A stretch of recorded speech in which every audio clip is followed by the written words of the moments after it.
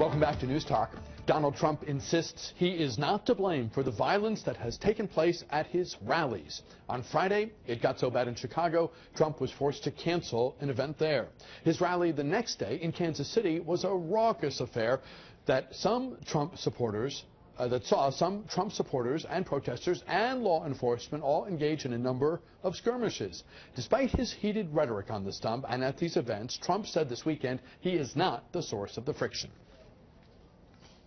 So we had an interesting week. On Friday, we went to Chicago. We had 25,000 people coming. No, it's okay.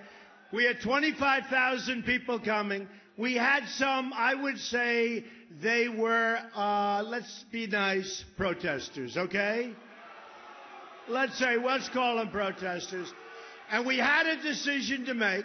We had to make this decision. We want peace. We want happiness. We want everybody to go home really happy, really peaceful. So we said, you know what we'll do? We'll postpone it. And it was a very wise decision. We've been given a lot of credit. Joining us now here on News Talk, Bree Payton, culture and politics writer at The Federalist. It's good to have you, and thanks very much for your time. Thanks for having me. This is remarkable, and you've been tracking the incidents that have occurred at Trump events. Right. Talk about where we are, because politicians have been holding rallies and speaking and doing all this for a lot of years. This feels like uncharted territory. Yeah, it definitely is. And I detailed in a piece that I wrote last week 6 instances of violence that occurred at Trump rallies by his supporters and by his employees. So I think, yes, he definitely is to blame. And I think you're right in saying that this is uncharted territory and that this is new. Because quite honestly, this kind of violence and this kind of behavior we're not seeing at rallies for other candidates. We're just not.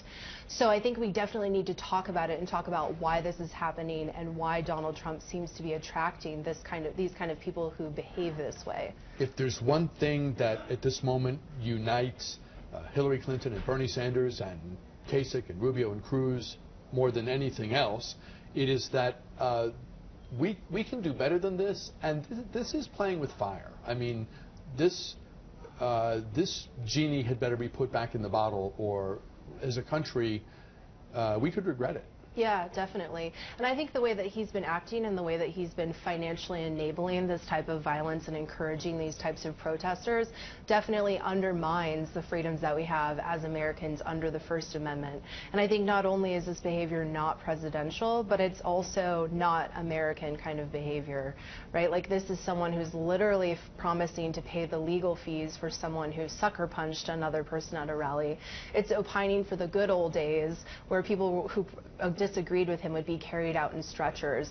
This kind of behavior is just not acceptable and undermines the freedoms that we have under the First Amendment for the right of assembly and the right to think and say what we think.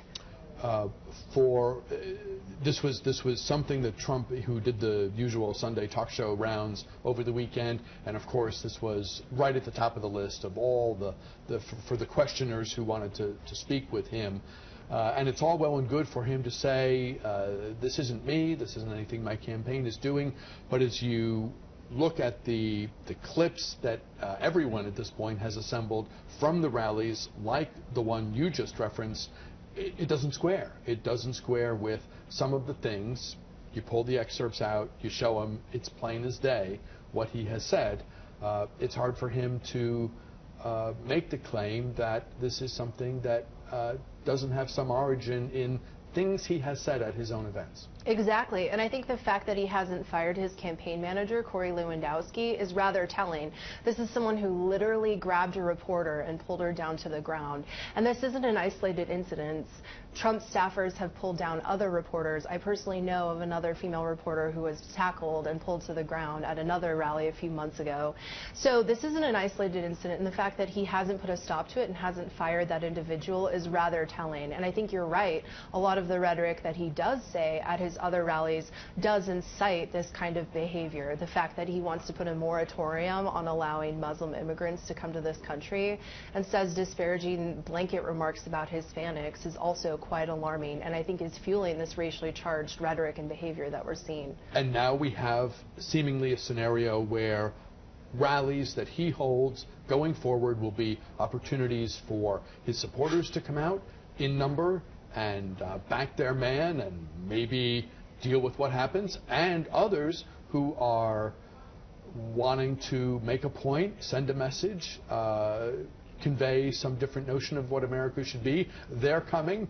I guess good luck to law enforcement in whatever venue, because they're going to have their hands full. Right, and I think Trump enabling this kind of behavior is cowardly of him, and I think we need to call him out for that, and I think we need to acknowledge that his plans and his ideas don't hold water, and they don't work. So he's enabling this kind of bullying behavior because he knows that his ideas and his understanding of policies just aren't credible and aren't knowledgeable or intelligent.